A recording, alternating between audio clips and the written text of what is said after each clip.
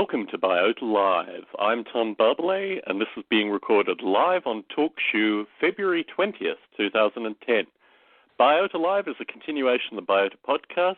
For more information on the Biota podcasts, please go to biota.org/podcast. Well, this podcast is being recorded a wide variety of times on Saturday, and in order to get Gerald de Jong to participate at a reasonable time, folks will recall normally we call him or have him on the call around midnight or 5 a.m. his time. I'm recording it currently 10 a.m. Pacific, which should be a relatively reasonable time on a Saturday for me to record. And I see Gerald in the chat room, so Gerald will call in when he has the chance to. But I thought I'd start with some news and notes. And first, I wanted to send out a congratulations to Michigan State University. They have a new computational biology center, I believe. I don't actually have the press release in front of me. I just made very quick notes. But when I first saw the email, I thought, Michigan State University, why does that sound familiar? Well, they are the folks that have brought us Biota to date. And obviously, they've got a little bit of funding. They've secured a center, some kind of teaching facility, and it's wonderful news. For folks who are listening in who are either part of Biota or are students or former students of that program at Michigan State, it would be really wonderful to have someone from Michigan State on the Biota podcast to have a talk about Biota, the new center that they've set up, and just, general kind of shooting the breeze, similar to last Biota Live when we had Hervé Noël on. It would be wonderful to have someone from that facility on Biota Live to talk a little bit about the facility, what it's doing. It was very interesting when it was announced in a newspaper, the newspaper online, I should say. The comments in the newspaper online indicated that these kind of courses are still rather controversial in the U.S. I thought it was a bit strange, but obviously, if a press release goes out, all quarters can refute or discuss the press release in their own forums and then send folk on to the actual news report. So anyway, congratulations to Michigan State University. It's wonderful to see these kind of centers evolve, and it's wonderful to get a sense that there will be a new generation of students going through talking about stuff associated with artificial life. So I have a few questions associated with various Dick Gordon book projects that I was going to say for Gerald. So I'll wait till Gerald comes on and talk to him a little bit more about that. I did want to talk a little bit about the Philosophy of Biology conference in Salt Lake City. It has a very long acronym in 2011. And that currently is being associated with one of these Dick Gordon book projects. I had earlier announced that it was going to be a Biota 5 conference. I'm not really sure if that's still going on. My sense is that what will happen is that there may be a group of artificial life-related folk who attend. We have Gerald on the call. I'll just bring him in. Hello, Gerald. Hello there, Tom. I was just talking about various Dick Gordon book projects. Are you involved with any of the current Dick Gordon book projects? No, not at all. One of them was attached with I'm just calling it the Philosophy of Biology conference. It has a much longer acronym, which I'm still fumbling to remember. But that's going on in Salt Lake City in 2011. I somewhat prematurely announced it as being possibly a Biota 5 conference, but it's looking more like it's going to be attached to the specific Dick Gordon book. For background, for folks listening in, rather than just calling them Dick Gordon book projects, one of the books is on the origin of life on Earth and in other planets, and the other one is on the origin of design in nature. And these are two, I guess, relatively controversial topics in various quarters. There is a third book project, which I'm not sure what that one is on, but I'm sure Dick will announce to the community in the near future. But my understanding is both those previous two books are still open, Gerald, so if you wanted to write for either or both of those, do you have any interest in the origin of life on Earth and other planets, and similarly the origin of design in nature? The origin of design in nature? You mean of writing a chapter for this book? Or yes. Yeah, perhaps, although it's I'm not exactly where you'd search for concrete things to say at this level, but I'm sure we could think of something. So is it straightforward to you? Well, I think it's all to do with the word design. I mean, I think the problem with the word design is semantically it is smeared across a number of disciplines, none of which are biology, I might point out as well. So the whole idea of what design means when you talk to an architect, a mathematician, an engineer, an economist, they all have different meanings with regards to this word design, and none of them mean the same thing as intelligent design. No, but if you're talking about the design in nature, I mean, one thing that we can sort of talk about sensibly is, you know, the incremental design from one thing to the next. If you have a random mutation and it happens to be advantageous, it will survive, etc. So you can always, it's sort of an inductive argument. You know, once you're here, you can talk about design as, or at least apparent design as having come from random mutations and then and selection or whatever other mechanism is appropriate. But when you add the word origin in there, as far as I'm concerned, the origin of design is, you know, random mutation and natural selection. But if you think of origin in terms of where did the design begin and what did it look like when it began, that's an entirely different question, and I'm really not prepared to talk much about that at all, because it happened a long time ago, and I think we could speculate somewhat, and we can do experiments, but I really don't think we can say a lot about the very first design that emerged, because it was only slightly more designed than what preceded it, which was no design. So, you know, how do you distinguish between one infinitesimal position and the next?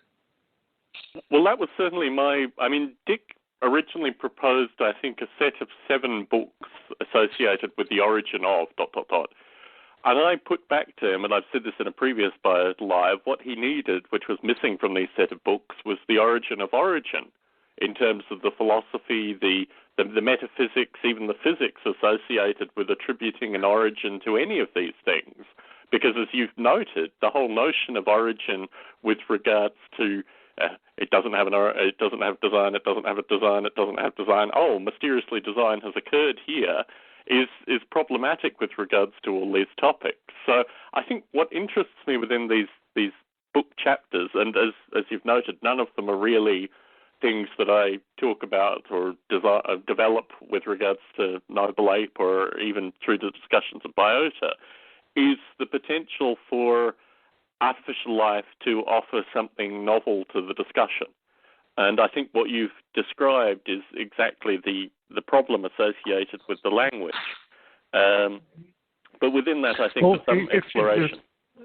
As far as contributing to the discussion, I mean, if you're fully conscious of the fact that design emerges very, very slowly by the process of natural selection, then you can find it all over the place, because what you're looking for is the slightest is the slightest advancement of some kind, and in the context of something that's already working very well. So it's just, if you can see the slightest refinement happening, then you're already there. It's just when people talk about the origin of design, you could say the origin of design is something that occurs, with every biological creature, with every biological species all the time. Like the origin of this design, it's of course still happening, just like it always did. There's nothing there's nothing halting it. It's not a historical thing. It's still happening.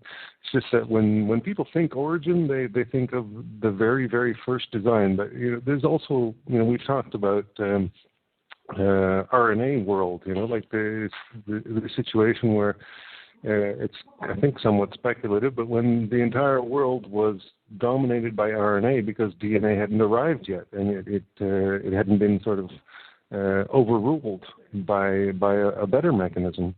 So that's one thing you always have to keep in mind. I mean, as soon as you get the slightest ability to replicate pattern, then this pattern, once it sort of spontaneously replicates, this pattern will take over the entire universe because there's nothing better than it yet. It's just a bit of pattern, and it spreads throughout the universe.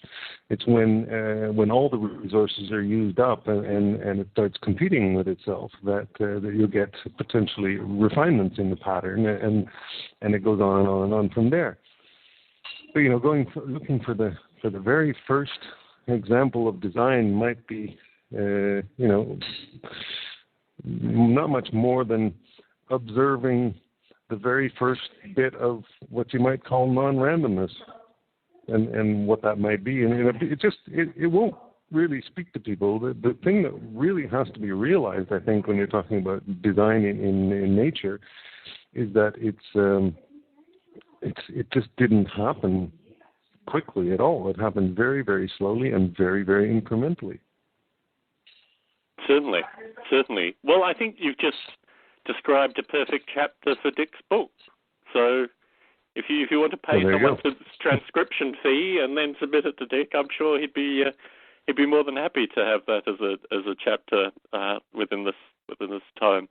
I'm not sure how far Dick is going to go with regards to these origins of books. I think my main concern is that they are, I wouldn't want to say intellectual perturbations of the artificial life community, but really I guess anything that makes us move outside our comfort zone may be seen to be beneficial.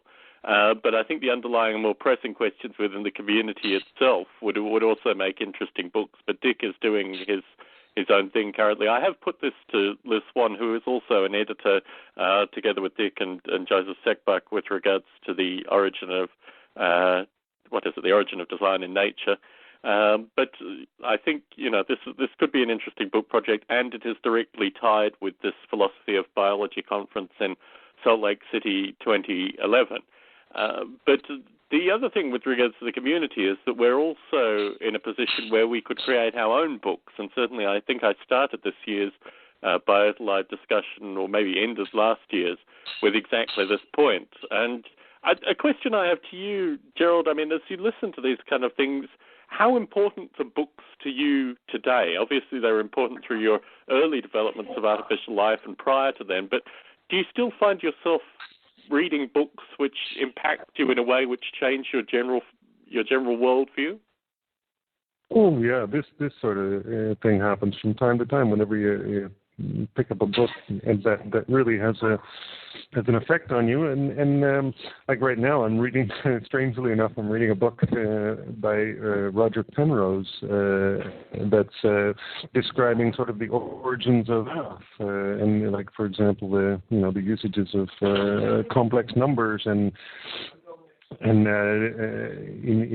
the Fourier transform and stuff like that. These are inspiring things, but it comes from all different angles. And what inspires a person to do artificial life coding is, it can be anything. And as you'd probably have recognized from your contact with all the different people who have done it, the inspiration comes from every which way, and it's really hard to pin down. And I can't at all say that I was inspired by a book that was written on artificial life. Certainly. But I guess my question relates more to the medium of a book these days, whether that still, I mean, obviously that still speaks to people that have been inspired by books previously, but certainly, I mean, I've had some feedback through the process associated with getting feedback on Biota for the future, which is identified, and I think Hervé did that perfectly as well, that this podcast, at least in Hervé's example, has acted as inspiration for them, which seems to be akin or even probably greater than a book in some regard. I'm wondering on a kind of personal level whether my own attachments to books, and probably I'm preaching to the choir here talking to you, is something which doesn't map well to all parties. I mean, you've been using Mitch recently as a kind of consultant with regards to the development of Darwin at Home, or Tetragotchi as it is now in name. Do you get the sense that Mitch is similarly, and his generation is similarly inspired by books as we are? And what do you think would be the ideal medium for someone of Mitch's generation? Oh, I would venture a guess that there's certainly a small proportion of kids at his age group that are inspired by books. It's a real it's a real sort of fringe community. These kids are they're online all the time, and funnily enough, I was talking to him this morning about how he connects up with people on the net, and I was surprised to find out that his actual his sort of home online is a particular forum that he's found, and it's related to a particular musical group. But that is the place he logs into the moment he goes online, and that's his posse kind of, and they're all interested in this group and sort of groups like it and whatever. And the core thing that I was able to get out of him was that it's actually the people who are there that is the attractive thing. That just happens to be the right community, the right combination of people. And in Biota is sort of a similar sort of thing, where we've got a bunch of people who like to do this sort of experimentation, or like to philosophize on it, and it's the attractiveness of it is actually the sum of the parts in a way, plus of course the dynamic of people getting people together. But it stands or falls based on who's there. Certainly.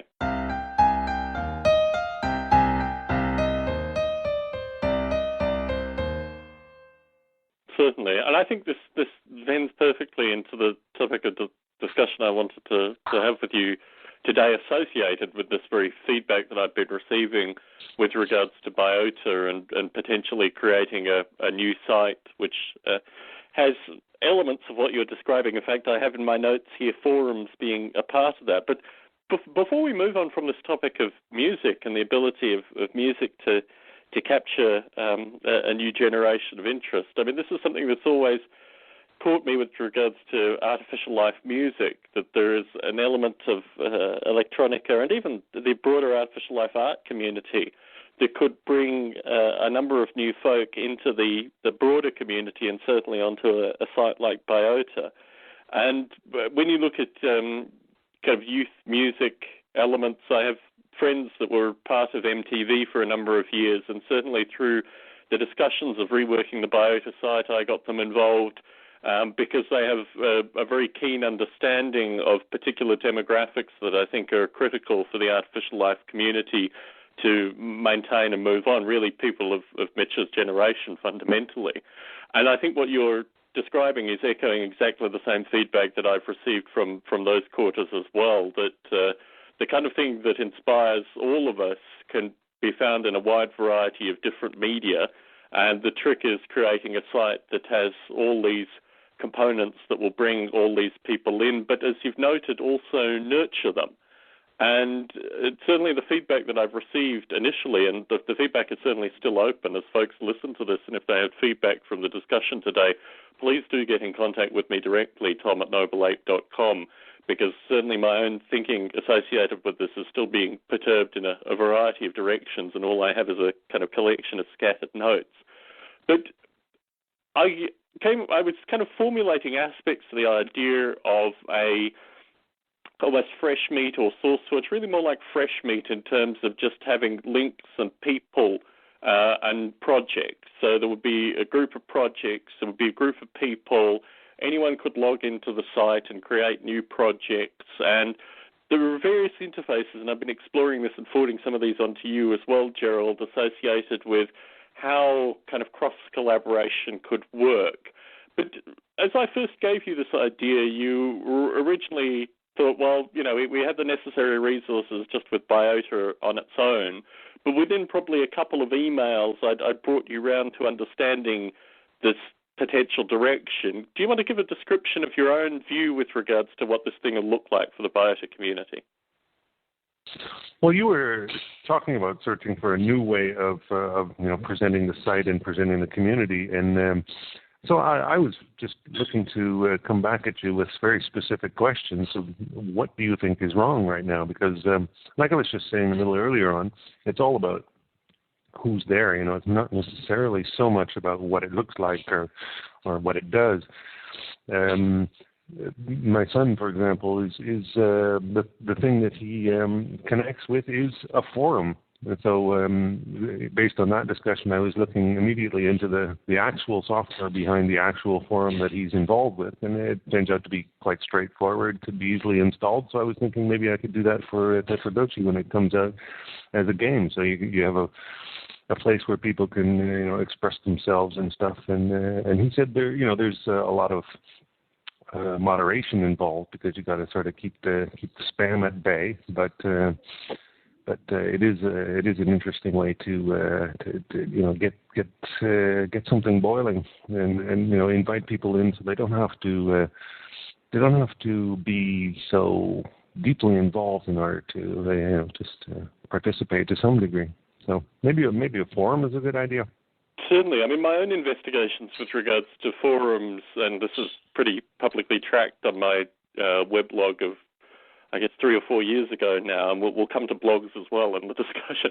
But my own experience with regards to forums was exactly this moderation component, and also the ability for forums to be hacked, particularly if you use relatively generic forum software. So, I mean, certainly the packages that I've been looking at with regards to hosting this all have forum options, and I think a forum is a critical part of this puzzle, a critical piece in it. But the thing that strikes me with regards to forums is that it will appeal to a very specific group in the community. And what I find, I mean, I've had experience with forums in a wide variety of areas. And there is a phenomenon associated with people that just live on forums. I find this particularly, I mean, the current state of the economy here seems to put a lot more people online for a lot more time. I'm not sure how this actually breaks down, but they obviously have sufficient survival that they can maintain an internet connection, up until things really deteriorate heavily.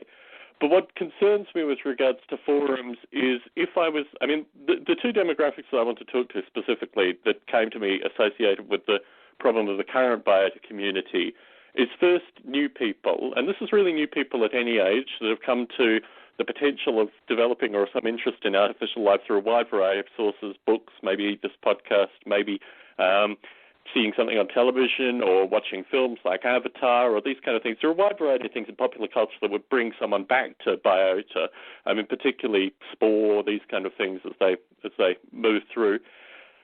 And the issue is really for someone who is new to artificial life. We had this recently with a post in the Biota Conversations mailing list associated with a fellow who had a background of web development experience, and he wanted to find artificial life projects that were specifically associated with web development that he could use his existing skill set in order to get into. Now, the first thing is, ideally that would have come through something on the Biota site to start off with, and this is this idea of a dynamic user-maintained site in terms of just the face of the site, that he could have gone selected through, as you do through Fresh Meat or all these kind of sites, found specifically web development-oriented artificial life projects and basically found an answer to the question without having to even post into the mailing list. But the problem that I see with regards to forums in general is that it's very easy for forums to kind of take over and move in their own direction. I'll give a specific example because I'm going to talk about podcasts as well through this discussion. I have another podcast associated with model rail, building model railroads, simple model railroads, various scales, introductory hobbyist stuff. This, for me, is honestly, a tertiary hobby. It's not really a hobby that I have spent much time doing like I have artificial life in the past 10 years. But what I saw was that there was a need for a podcast in the genre that was free, similar to Biota Live, and basically put information out there for a broader community, because there's nothing like that exists in this field. There are a couple of podcasts that are all about selling products and, a wide variety of strange business models, but they don't actually put the information out to the general public. The forums that are associated with model rail as well are really bitter. They have a few people that are on the forums all the time. The idea that someone new or wanting new information would come to these forums and actually get that information is, unlikely at best because of the nature of the people that inhabit the forums, fundamentally. So in order to create a forum culture for new users, I would need to work against some of the underlying forum structure. In my own experience, when I announced the new podcast on one particular forum, I was attacked, the posts were blocked, the forum moderators who basically maintained the status quo of the kind of nasty folk that were involved stepped in and went in favor of the nasty folk involved, and ultimately I think that shuts down forums in terms of a productive benefit. So in terms of forum culture itself, I understand that for particular topics they work very well, but in terms of the moderation time, the way that we structure these forums may be specifically associated, like, for example, you and I as long-term existing project developers would have one section of the forum that we would potentially inhabit or talk about our specific projects or these kind of things. But then there would be a group of us that had, that were interested in fostering or helping out new folk that were involved in another section of the forum, for example. But my concern with regards to forums per se is that as a beginner enters a forum, they may have a particular set of expectations, or they may just be turned off forums. I mean, I personally am pretty turned off forums as a means of communicating through, and this isn't just with regards to model rail, this is a wide variety of other topics, but the notion of the way forums set themselves up, that the people that live on the forums maintain the forums and it moves in a particular direction. Obviously, your son's experience, does your son get a sense that his forums are heavily moderated? He was saying that the forum that he was on was quite heavily moderated. But I think it's also really, like I was saying before, a question of who is there and who's doing it. Like you were saying that this particular forum, you introduced something and it was removed, or people reacted negatively, et cetera, et cetera. That just could be because the people there have gone sour. That's exactly my point. But my concern is that the underlying infrastructure associated with the forum, firstly, as someone comes in, they may have the background of all these previous bad forum experiences. But similarly, let's presume that we create a forum and somehow it goes sour through particular people. They want to talk about their particular projects and other new projects come in. There are a wide variety of political ways that forums can go sour. And my concern, I have no problem with forums in general. I think particularly with regards to forums that cater to topics that, as you say, are moderately moderated to heavily moderated, these things can work successfully. But the potential for forums to go sour is almost due to their inherent structure and the kind of people that will feel particularly passionately about their topic may not necessarily be. So what would be the alternative? I mean, we've just discussed forums so far, but what other things have you been thinking about? Well, the two things, the idea of a project page, which means, firstly, you have, as we described through our correspondence, there's the idea of actually finding a project. And the process associated with finding a project can be very passive. It can be coming to a site and seeing, there are all these different project classifications, which that in itself is problematic. We may talk about that. But just going through the project classifications, you find yourself on the Tetragotry project page. Now, what may happen, and this is something I've been contemplating, is that, for example, if you want to hold a Tetragotry forum on your Tetragotry site, then the project page may just link through to that. I mean, I'm not really interested in reinventing the wheel with regards to infrastructure, and that would put people immediately on your site with the stuff, and basically the site would act as a filter that could be updated. But the other part of this, so this is the first thing, passive search through, find the project, get involved. That way, the problem of the forum is localized to specific projects. The other thing that has caught me has come recently with regards to the Grey Thumb site, and as we both know, the Grey Thumb site is currently not really down, but is in the process of maintenance for a relaunch in March when the Boston folk have a series of Grey Thumb meetings. And my use of the Grey Thumb site was almost exclusively associated with the blog. There was some infrastructure associated with that, but I really liked the blog as an ability to get out to a wide group of people who had a broader interest in artificial life. And the blog had a kind of eclectic group of people, some associated with Boston, some associated with the other Grey Thumbs, but probably a majority of the folk not really affiliated with Grey Thumb at all. They were just looking for an artificial life-related blog. So blogs work in a similar way to forums in terms of it being a focal point, and then you have kind of the blog comment phenomena, which I don't have as much problem with as I do the kind of toxic forum phenomena. But I think blogs are another example. I also, funnily enough, as we talk on a podcast, like the dynamics associated with open podcasts. And certainly part of this process is probably creating at least one, if not two, additional podcasts that relate to artificial life, but in specific areas, which I'll talk a bit about later on.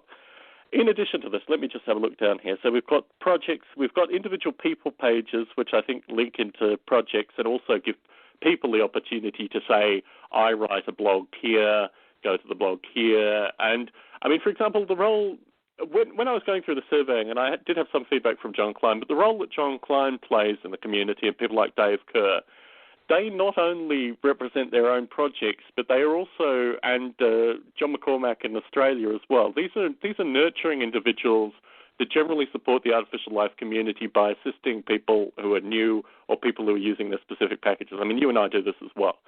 And I think the role of individuals within this nurturing aspect is particularly associated with people that are new to artificial life or interested in getting involved with projects. I think all these things are part of the general solution. Forums is a part of that.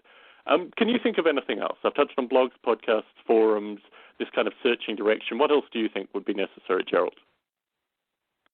Well, we had a little bit of email back and forth on this, and my thinking is, it comes back to the same sort of principles, regardless of what you put down on the site as an implementation. I mean, in theory, if you had a number of people doing different projects and they all had they each had a blog, then you could have a sort of an aggregation of their feeds as the sort of the appearance, the running news feed of the site. Whenever anybody or whenever any of the projects had some announcement or whatever, it would automatically appear in the RSS feed.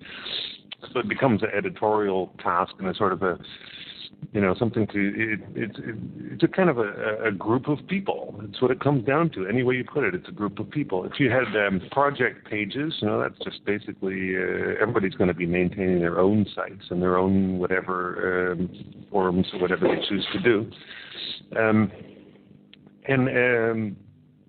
So it comes down to more or less, a page or a section of a page for each article. It becomes a place where you go to find the other things, a bit of a hub, but it doesn't have to, it doesn't necessarily have to do anything itself. It doesn't have to be so much itself. If people can find there that they click 2 clicks further and they're listening to the podcast, another click and they've got a list of people who are doing different projects and maybe a little bit of a summary to get them interested, just sort of like a brochure of the various things available. It's the point is when you reach a site like this and you want to get your first impressions of what it is, what you really want is a quick sort of overview of what the hell's going on here, who's involved, and what are they thinking, and what kind of things have come out of it. And that's got to jump out at you right away. And in our case, of course, we've got a fairly diverse, certainly geographically distributed group of people. And we get together to have chats on this podcast, but everybody is, of course, toiling in their own little universe most of the time. So having a site like this for new people to arrive, what they should be able to find is just, a map of the territory, a basic map of the territory, maybe even, involving a map of the world. So you can say, oh, there's a little spot in Rotterdam where all the Tetragotchis live, for example. Certainly. No, I like the idea of geographic mapping back onto this as well, and certainly this is something that List 1 has discussed too. It sort of makes it tangible. You can just put a little pinprick on Dave Kerr and another pinprick in Las Vegas, of course. Mm-hmm. So that's one. It's just like you've got to arrive at this site and you got to sort of say, okay, so this is what it is. There are all these people. Oh, no wonder it's kind of It's not this club of people that get together. Look, they're spread all over the world. How could you expect them to get together? Okay, they get together virtually. Okay, so you just sort of have to discover it that way. And for me, it comes back to the people, the individuals. Who is it? And what are they doing? Certainly. So the other group, aside from what I'm classifying as newbies candidly, are folks that are artificial life professionals. And this is a very interesting distinction here as well, because I think long-term developers in some regard, even if they don't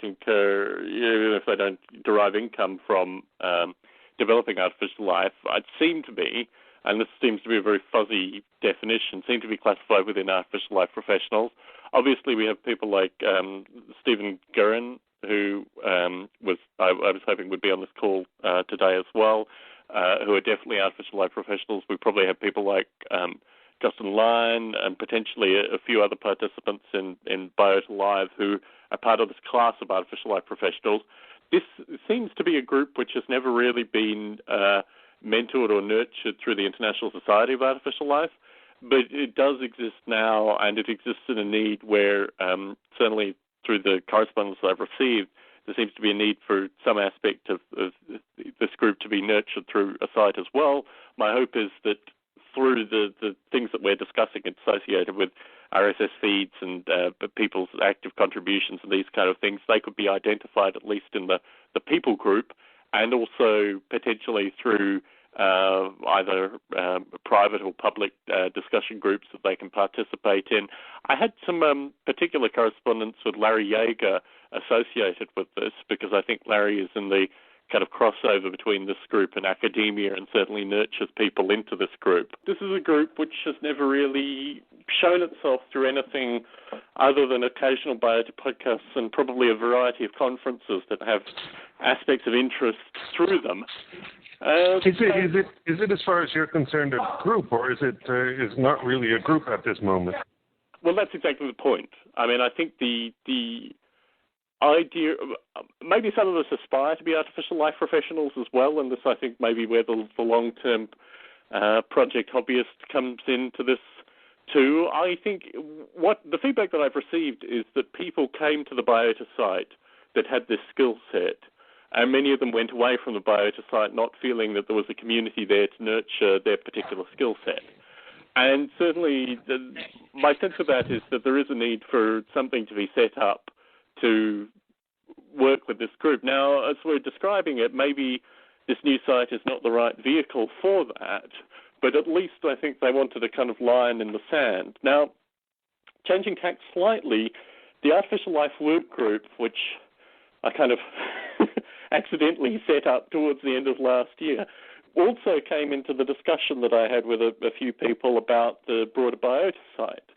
And what that seems to have netted is the need for not a separate site here, because I think between all the sites that currently exist and will be created in the future, there is certainly a home for the work group. But perhaps the need for simplifying the work group potentially into this artificial life professionals group, if it is a group. Does that make sense to you? I don't know. The thing that comes up occasionally is the idea of splitting up into multiple sort of sub-interest groups. But I don't know if that's something that makes a lot of sense at this point until the numbers get large and until there's just too much going on in one place, so that it makes sense to split it up into two places so people get more focus on what they're interested in. I think it's that's an interesting point, and I think the counter to that point is people that have particular interests that have come to the Biota site and gone away because they feel that their interests haven't been specifically represented. And there's an interesting parallel with regards to open source development, and I find this all the time. The comment with regards to there being a number of lists, and I agree with that the lists need to be simplified, particularly associated with the work group, is one that's certainly been taken on board. But the criticism that there aren't people contributing through the lists, and this is causally related to the problems with the list, I find problematic through this open source paradox. when you develop open source software for a length of time, there are people, particularly if you put it out through a wide variety of sources, not just open source sites, but also download sites, a wide variety of other sites. There are people that will post in forums, here's the F word again, and a wide variety of other places, even on these download sites, with regards to bugs that they have discovered. And they post in public places which don't give any feedback to the primary developer associated with how to fix those bugs, but they do it almost in a kind of showboating fashion. And it doesn't really contribute back to the open source development, because I've done this. I mean, developing Noble Ape, I've had this experience repeatedly where I've had people post. I've tried to contact the people to get specific details of the bugs, because obviously I'm tracking them too and I want to get them fixed as well. But I think the issue with regards to all these kind of mechanisms is that they are represented by the people that are contributing to them. So if there is a problem with regards to the number of lists, I think that's been identified. The issue with regards to people contributing is a communication within the community that goes back to how we are interacting as a community. And I think what the feedback that I received from a number of people was they liked the fact that the lists were set up. They weren't sure about whether or not they should contribute to those specific lists, and the lists remained quiet. Now, in addition to this, obviously, I've described the dynamic with regards to people coming to the site and then going away from the site. Some of the most interesting feedback I received, and I'm not going to name names here, but was from a relatively long-term Biota Live participant who has moved away, or feels like they've moved away from the Biota community, specifically because the issues associated with being an artificial life professional and also their own particular artificial life development was not being discussed through the broader kind of Biota Conversations mailing list or Biota Live. So within that person, I kind of went through the list of specific problems that they had encountered, and I think the notion of what we're describing here in terms of we've got to keep the site together and maintain numbers, and when we get to a critical mass, things will break off. I think there's an added dynamic that there are people that have been part of the community that are now moving away from the community because we're not actively nurturing their particular interests. So it's always a catch-22 in these. I mean, as an open source developer, you must have encountered some of this with regards to open source development as well, Gerald. Well, yeah, you can't make everyone happy. I mean, there's you've got to just have the just keep your probabilities as high as possible, but you can't really you can't expect to make everyone happy. There's too many different people out there. I understand that. The issue is not with regards to making everyone happy. The issue is with regards to people. The notion of value within this scheme is very interesting. So the things that we attribute value to are associated firstly with a contribution into the community, some kind of active discussion, these kind of things. Also, the length of time people have been developing projects, whether implicitly or explicitly. Now, that whole notion of the length of time that people have been developing projects means that any 15 to 19-year-old kid coming in has exactly the same problem that when I was a 15 to 19-year-old kid developing artificial life, is that you see exactly the same paradoxes that you're developing something that you consider interesting, yet you have a bunch of these kind of old stuffy dudes that, are talking about what they were doing 15 years ago. So, I mean, I think that what you can see in this description is that we've created, not necessarily paradoxes within the community, but we've created inherently by our own value structures problems which almost eliminate new people from coming in and being active contributors to the same level that we have been. Do you understand that problem, Gerald? You're saying that's because of something that was done? Well, I'm saying that basically what we can argue about in terms of what sustains us will at the same point also potentially eliminate future others from coming in and participating. And I think whilst I agree you can't make everyone happy all the time, these two groups, as I kind of identified and isolated them with regards to the beginners coming in and also the artificial life professionals, wherever they may be, whether they were fringe dwellers on the community to always start off from, I think there's certainly a group there, and particularly in terms of the long-term future of the community, I think we need to nurture these two groups. Now, the broader theme of Biota hasn't always, or in some regard, has never been inclusive of either of these groups explicitly. But I think we need to start moving, perhaps not through Biota specifically, but perhaps through other sites, to include these people in the community. Mm-hmm. Include people who are just visiting or just encountering it for the first time.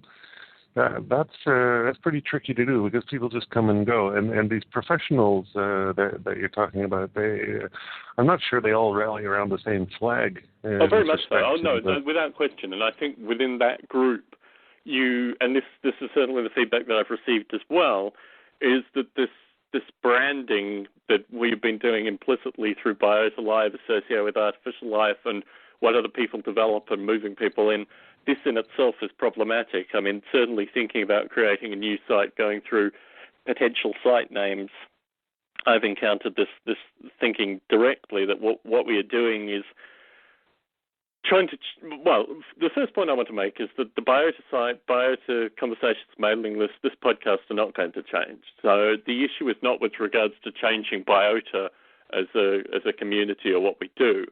The issue is with regards to finding vehicles, potentially other sites, potentially other podcasts, to bring in people who have been on the fringes of this Biota community, potentially into the Biota community or potentially into a broader community.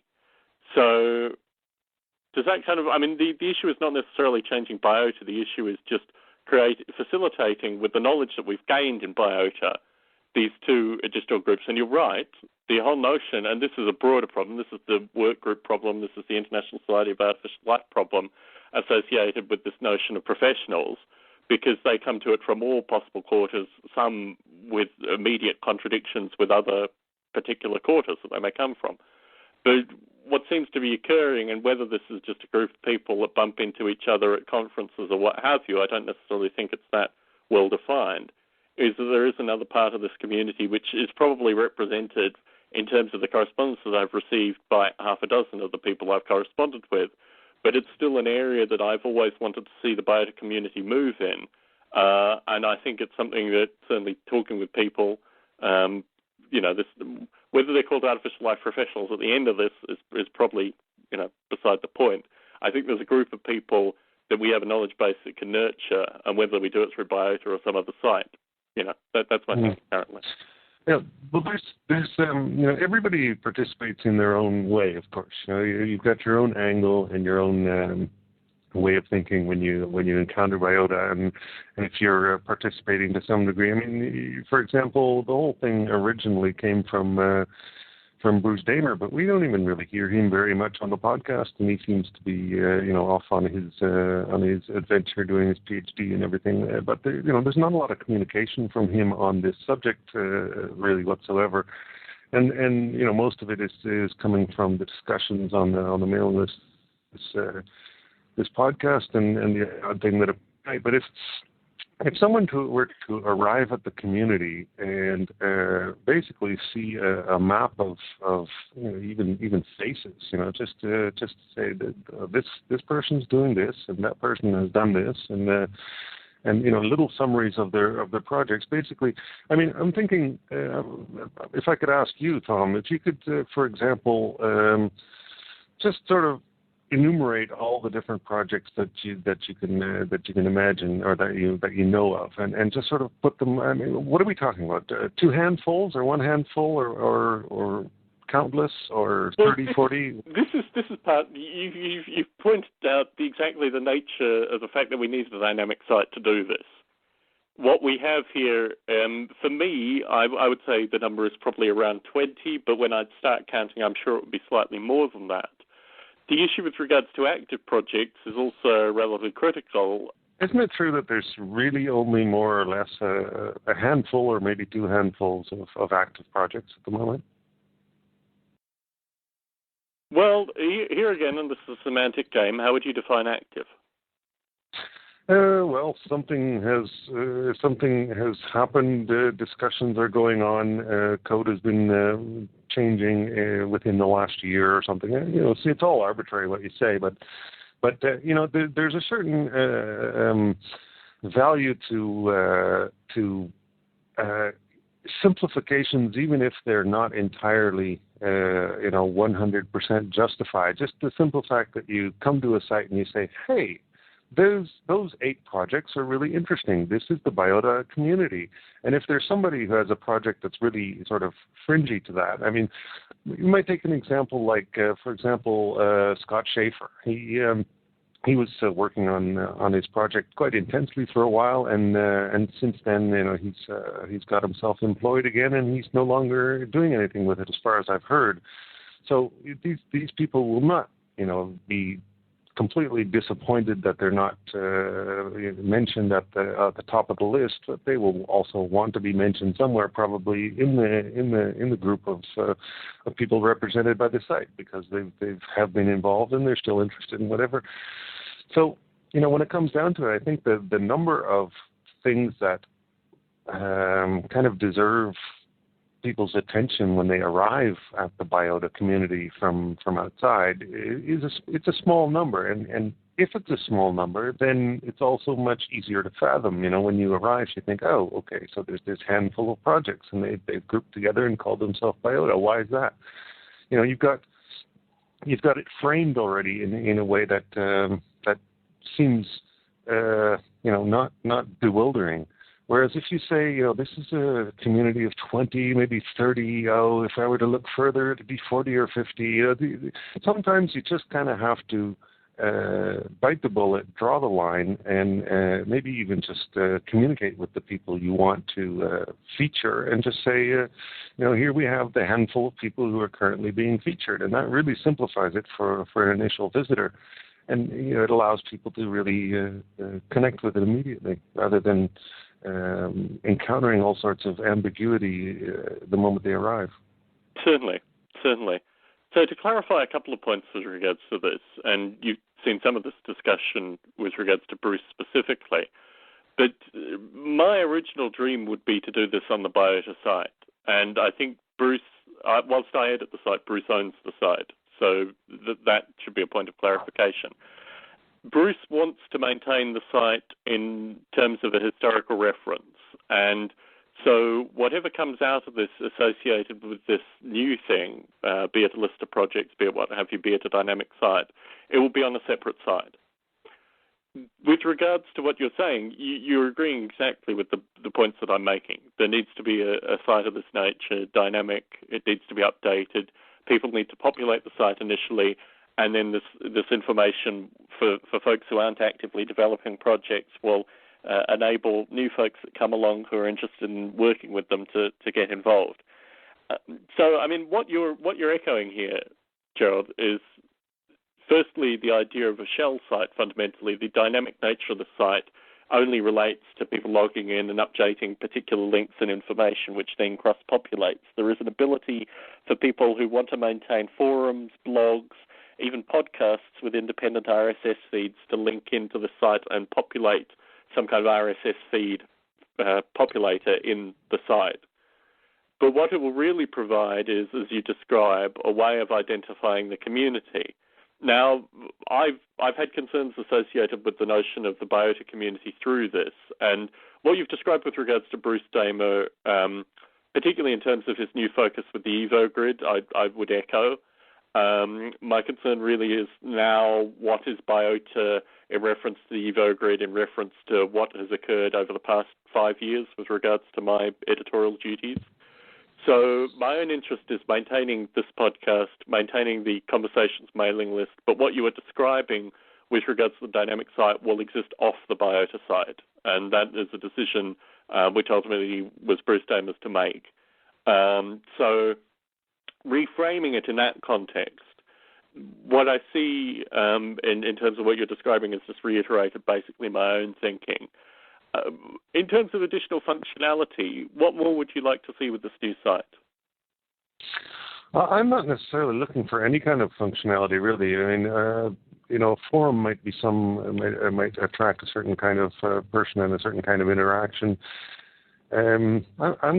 I would kind of refer back to what I said before, the idea of just a quick, map of the territory that comes across very straightforwardly. I think maybe the core thing that's necessary is maybe not even functionality whatsoever, just some sort of really well done, cleverly conceived graphical approach to representing a bunch of projects and the people involved, and just something that's visually appealing and very clear in its message, rather than if you go to this site right now, it's I'm sure it's got the historical value that has to be preserved to it, but it's not really straightforward what I agree entirely, and I think that was what I put back to Bruce initially, was the idea. Which is very hard to do right. You really need someone involved with a particular kind of talent. Like, for example, for my Tetragotchi game, I'm getting in contact with a guy that I knew a long time ago, and he does some really inspiring graphics things with Photoshop and stuff. His name is Leno, and he's interested to help me give this thing a face, give it the right kind of appearance, because this is, I can code and I can make up sort of graphical expressions of things, but I'm humbled when somebody else puts in a really good effort and does it really right. So maybe what's necessary is just somebody with a sufficiently earnest or authentic interest in artificial life, but then somebody with something like a graphical bent. I mean, is there an artificial life artist there who could turn the site into a really interesting place to visit for the first time? Well, I have to agree with all those points. I mean, the difficulty, and certainly this is a call out as well to someone in the community with those talents. Let's put the call out. Let's put the call out right now. Any artificial life artists out there? Because what you could do is, of course, you could create. If an artist were interested in taking this on, it might even be a student. Somebody doing a project for marks or whatever. But the idea of sort of graphically filling out the site and creating artists' impressions of the various projects. For example, some of these projects are even Noble Ape itself. You could you've spent some time working on making it visually appealing, and the same is true for me. I struggle with what I can to get it to a point where it's visually appealing. But some of these other projects, like Tom Ray's originally, was extremely hard to get across. So if there's an artist, if we have sort of an artist in residence who does every once in a while does an artist impression of a particular project after having come to understand it to a sufficiently high level, talking to the person involved, if that kind of graphical representation is on the site, and it's just it grabs people and it sort of tells the story very quickly and concisely, it's just an artist impression of what this thing, what a noble ape really looks like, whatever. Certainly. And I think also, people are using YouTube in this regard too. A lot of the stuff sure. Eric Burton and his the extended group that follows Eric, or maybe Eric is a follower of an extended group, they're putting a lot of stuff out on YouTube currently, and whilst it has a kind of late 80s dark future element to it, I think it certainly visually describes. I'm not sure if you've seen any of these videos. There's a fellow called Automaton, which I don't think is actually Eric Burton. But he posts up, he combines music, source code editing, and actual output from artificial life simulations on YouTube. And it's fascinating stuff. It's all solid elements of psychedelia throughout. But in terms of the actual process of taking an existing artificial life simulation and adding, for example, a neural network, he has a series of videos. He doesn't talk on the videos. He just shows the source code editing. He has this Terence McKenna, Tirothy Lerius-inspired music behind, occasionally with their vocals. But he actually shows the process of adding a neural network program to something that's like Framsticks in YouTube video clip form with music behind it. And I mean, I think all this stuff is wonderful. I mean, I think this this captures certain elements of the community.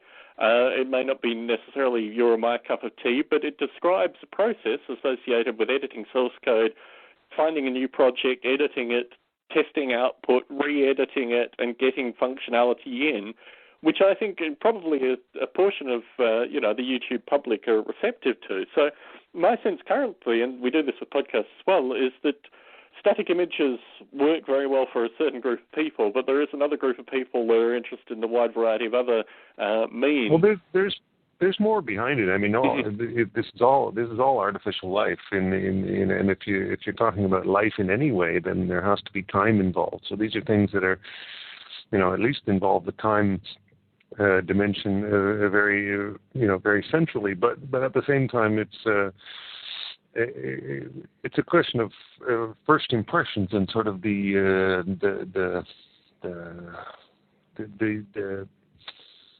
sort of like the thing that jumps out at you when you go to a site. What jumps out at you? And if it's several sort of similarly styled, obviously done by one artist, and they are all impressions, well done impressions of sort of the philosophy or the content of various artificial life projects, then suddenly it's just a question of bam, it's in your face, rather than having to dig your way through these different videos. I'm going to be producing a flood of videos when Tetragochi gets released, because it's really easy and it's going to be a good way to publicize things. But still, if you have to deal with that and then a critterding video and then another video and yet another one, it becomes a real mess for you. And what a sort of central site has to be able to do is to simplify your world. Give it to you easy. Make it a quick impression that makes you want to come back, but doesn't overwhelm you. And even a static artist impression of several projects would be the right thing. Certainly. We have Eric Burton in the chat, and he's just confirming that he knows nothing of the videos that I'm talking about. But what it identifies is, in fact, that there are a group of folk that are not yet part of the community but seem to be contributing into the community. I agree with you entirely, Gerald. I think uniformity plays a very strong role, and what we really need to do is give a series of media links, or the potential for a series of media links coming off this site with some kind of unified content. So you've raised a couple of interesting points with regards to, firstly, the idea of maintenance, and secondly, the idea of a coherent art associated with the site. And yes, this is a call out to the broader community. Certainly my interest initially was to create something which was sufficiently generic, used a relatively generic package to enable reskinning and also the ability for people with particular skill sets to come in and do this kind of work too. So I think what you're echoing is we may set up the site in a kind of beta form initially with the hope that someone will come along and say, oh, I'd really be interested in maintaining this particular area, or can I offer my services with regards to the coherence of art associated with this? So I think the idea initially is to create something which is sufficiently generic, and this means PHP, SQL backend, this kind of stuff, in order to ease in someone that has a particular skill set that wants to do their own kinds of modifications. But I have been in correspondence with one fellow in particular in the community that does this kind of stuff in the Bay Area, particularly because I don't want to make these kind of mistakes early on. I don't want to pick a package that no one will be able to come in and maintain, and I don't want to use something which is almost at the end of life, and it's very difficult to actually survey these kind of social content creation sites and get a sense of how close to the end of life it is. And certainly the feedback that I received from Adil, and shout out to Adil in the Bay Area, was that the package that I'm looking at, and if folks are interested, it is elgg.org, offers enough functionality for us to do what we're talking about, and certainly the additions that you were describing, Gerald, also easily added. So I think in terms of the notion of skill sets within the community in order to contribute to this, that's really my whole motivation with regards to making it a dynamic site to start off with, that there'll be folks in the community that will be able to maintain their own projects or take a broad interest in a series of projects and assist there.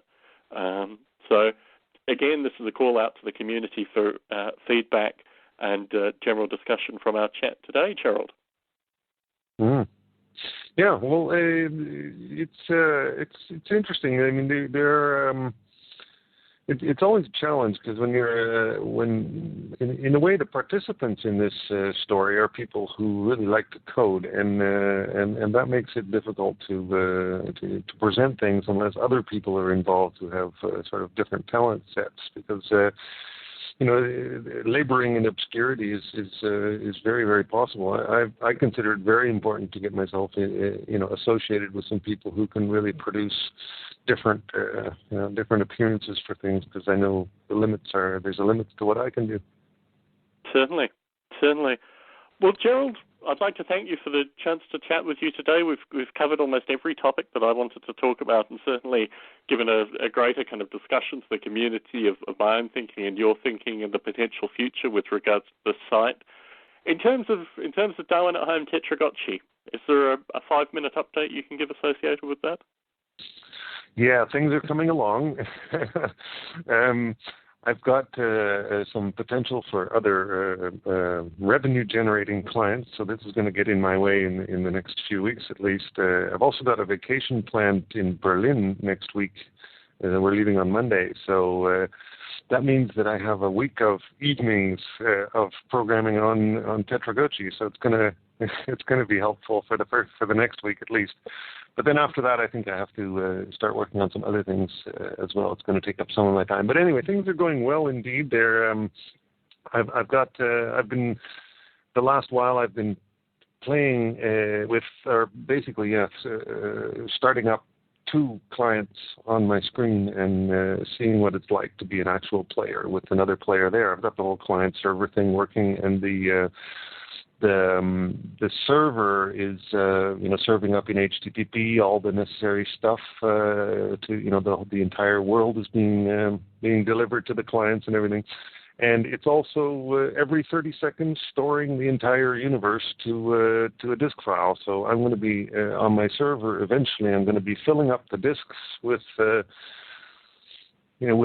snapshots of every 30 seconds, and the result of that is that I'll be able to go back and retrospectively film something that happened, bring it to light and publish a YouTube video about it. So if anything interesting ever happens in the world, then I can always just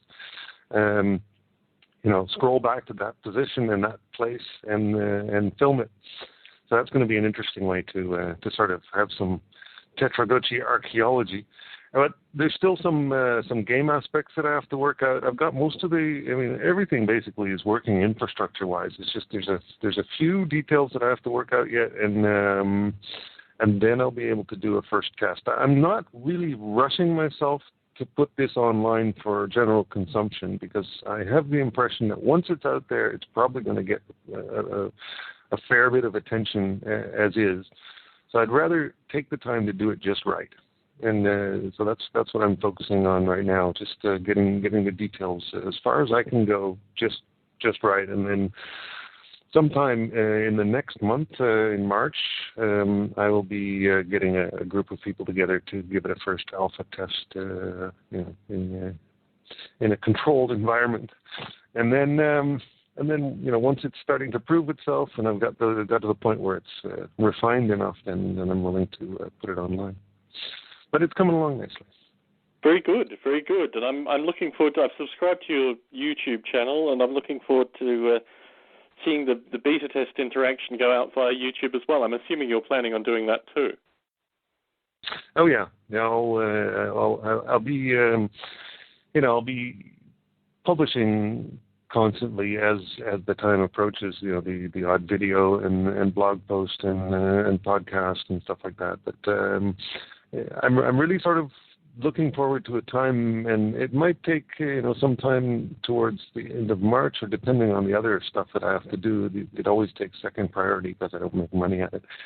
And so it might be sometime in April that, but then I'm, looking forward to really seeing, I really want to have it in a state where it's, bulletproof enough, intuitive enough that I can, and scalable enough that enough people can actually play with it at the same time, that I can really justify, screaming it from the rooftops. Very good. And I don't want to do that. I don't want to do that prematurely. Certainly. Well, when you're ready to scream it from the rooftops, there'll certainly be this podcast and potentially other podcasts to enable you to do that. And certainly, I think the plan is to use everything in parallel when the time comes. Very good. Very good. Well, I look forward to hearing your screams associated with that. And Gerald, it's been wonderful as always talking. I guess this is probably the best time to talk to you. Yeah, pretty well. Terrific. Well, next time we chat, I'll make sure it's around 10 a.m. Pacific my time. And lots of folk in the chat today. Chat outs to all of you. Thank you very much for chatting once again, Gerald. Thanks for folks for listening in. Nice talking, Tom.